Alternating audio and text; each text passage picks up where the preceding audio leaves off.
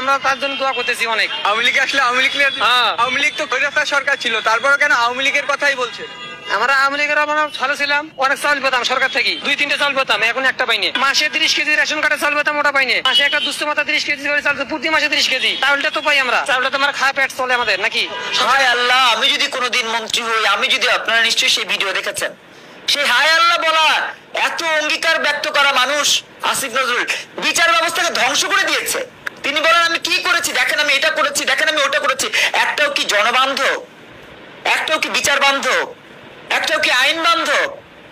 সব হলো বোকা। বাংলাদেশে পড়ালেখা এখন আগের মতো নেই, তারপর মানে সব দিক থেকে খারাপ বাংলাদেশের অবস্থা। আর এখন তো শেখ হাসিনা চলে গেছে, এখন তো অবস্থা আরো খারাপ।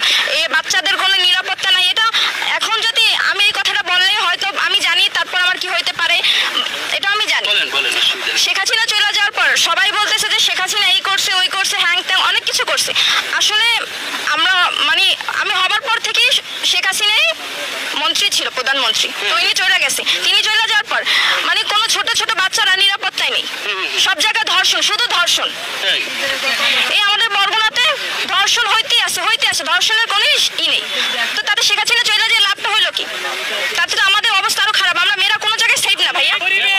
থাকার স্থান নাই, ঘর দিছে, থাকার জায়গা করে দিছে, ছাত্র করে বড় বড় হল করে দিছে, রাস্তাঘাটে যারা হয়রানি করতো যানজটে তাদের জন্য ফ্লাইওভার করে দিছে, মেট্রো রেল করে দিছে, মাথার পায়ে থেকে চান্দি পর্যন্ত সবারই উপকার করে গেছে আওয়ামী লীগ।